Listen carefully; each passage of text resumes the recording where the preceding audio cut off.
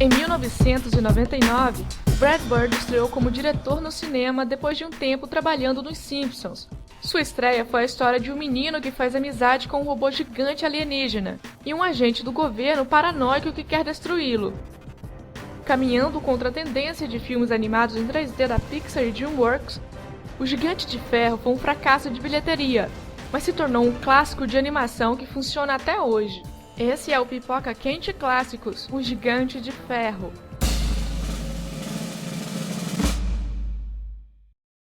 O filme se trata basicamente de um momento pós-guerra onde todo mundo tem medo de ser bombardeado ou de ser atacado por alguma outra nação inimiga. Quando o gigante chega na Terra, em algum momento ele encontra o Hogarth. Ele acaba salvando o gigante e a partir daí ele tenta ensinar o que é bom pra ele. Como o gigante é praticamente um bebê, ele acaba tendo que aprender que matar é ruim, ser uma arma é ruim, atacar é ruim, e o filme trata basicamente disso. Hogarth, apesar de ser um garoto bastante desobediente, ele é bem identificável por causa do seu espírito aventureiro. Ele é praticamente toda criança que queria ver filmes adultos, sangues e tripas por aí, mas não podia. E ele acaba descobrindo esse gigante e criando uma amizade com ele.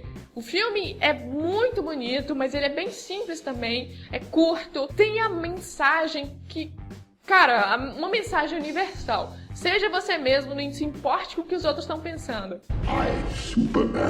O Gigante de Ferro é um filme muito bonito, que merece sua atenção agora se você não tiver visto. Do ponto de vista crítico, o filme sempre ganha. Apesar dele não ter recebido a atenção merecida na época, ele acabou se tornando um cult clássico, basicamente, de animação, que até hoje se segura. Apesar de ser uma animação 2D, ele continua com a mesma mensagem, ele continua sendo emocionante e, apesar de ser curto, ele ainda se segura como um bom filme.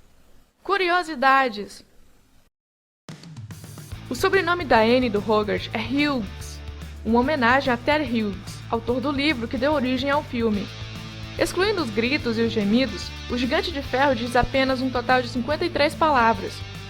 Peter Cullen, Sean Connery, Frank Welker e James Earl Jones foram considerados para o papel do Gigante de Ferro, mas quem conseguiu mesmo foi o Vin Diesel. A HQ do Superman que o Hogarth mostra pro gigante é uma Action Comics 188, lançada em janeiro de 1954. O filme se passa em 1957, o mesmo ano em que o Brad Bird nasceu. Embora o filme tenha recebido elogios da crítica, ele foi considerado um fracasso de bilheteria, porque arrecadou apenas 23 milhões e o seu orçamento era de 70 milhões. Uma das explicações foi porque o filme estreou no mesmo final de semana de O Sexto Sentido, em 6 de agosto de 1999. Entre os quadrinhos do Hogarth, existe uma edição do The Spirit. A versão em quadrinhos terminou em 1950, mas o Spirit não era na verdade uma história em quadrinhos de jornal. E antes de Brad Bird fazer esse filme, ele tentou conseguir financiamento para uma animação do Spirit.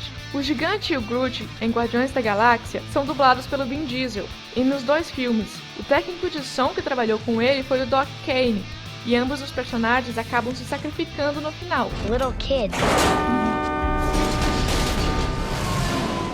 Com o fim da era das animações em 2D, O Gigante de Ferro continua sendo um filme relevante de sua própria maneira, atemporal, emocionante e com uma mensagem fortíssima.